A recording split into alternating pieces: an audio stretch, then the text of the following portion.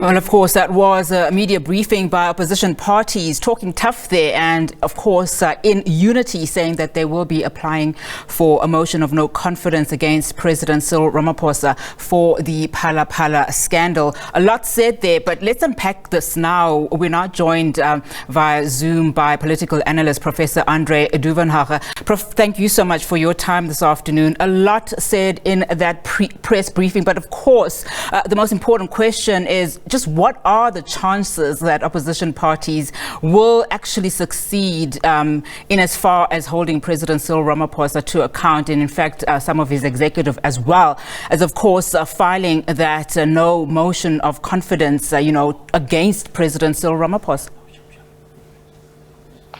Good afternoon, Unati and listeners. My take on it is that this is part of a bigger and more comprehensive strategy to get rid of President Ramaphosa.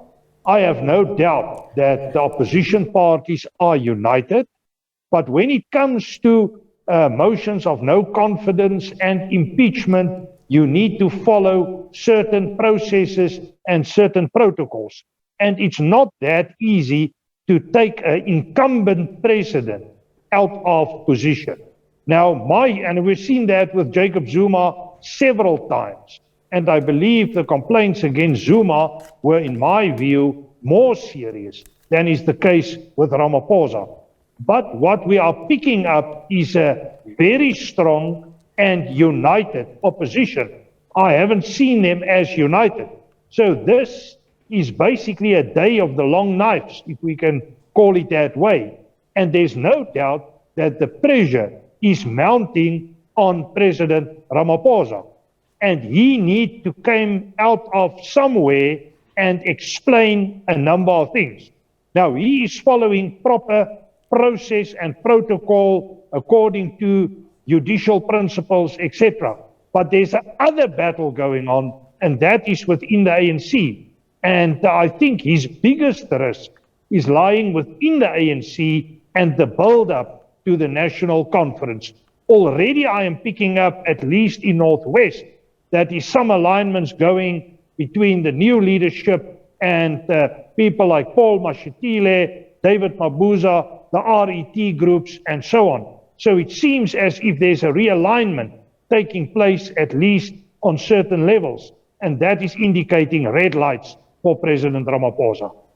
I'd want us to go deeper into those red lights for President Ramaphosa, particularly if you listened to what some of the members were saying, during that media briefing, the opposition parties, of course, also responding to those questions of some saying that, well, you don't have the numbers to, in fact, if you look at the mechanisms of Section 89 of the Constitution, given the ANC has the majority in Parliament, they don't actually have the numbers. And so, will they actually succeed? But just going back to what you're saying about the red flags as it relates to President Cyril Ramaphosa, I mean, do you think that in this particular case, that when these opposition parties are saying, yes, well, we don't have the numbers, but we have the truth backing us, we know what the president should be doing. He violated his oath in office. Yes, when you look at the president himself, that is without any doubt the case. And the principle is all should be equal before the law. And that includes also Jacob Zuma, Ace Magashule, and as far as the VBS bank scandal is concerned, also Julius Malema and Floyd Shivambu. What I am concerned about is that there is a high level of momentum and mobilization going against Ramaphosa at this time. Now, I honestly believe that there is serious matters he needs to explain.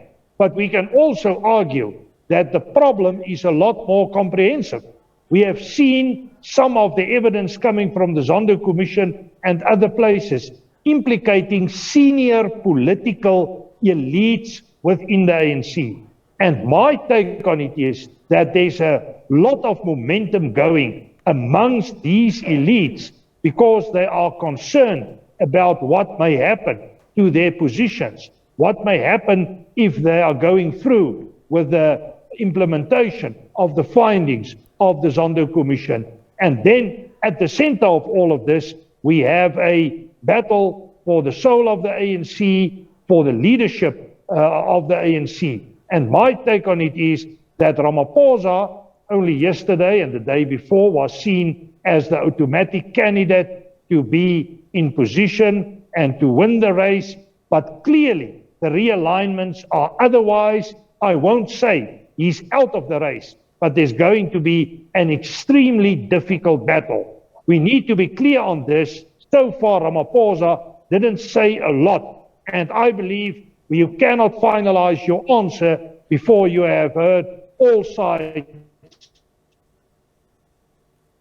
of the argument, what happened, and take it on from there. But if it is impeachment, it must go through certain steps.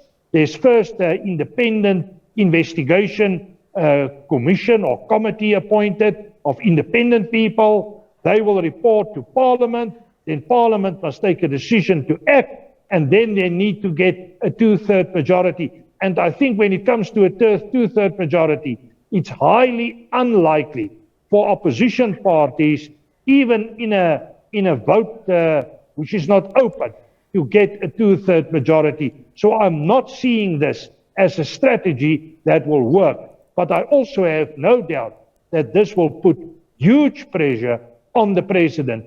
And in a way, it's undermining his legitimacy. It's undermining his moral high ground in fighting for the position of leader of the ANC at the national conference towards the end of the year. Prof, I thank you for your time. Let's leave it there for now. Professor Andre Duvenhage, political analyst, just giving us analysis there on the opposition parties coming together, to file a motion of no confidence against President Cyril Ramaphosa and his cabinet.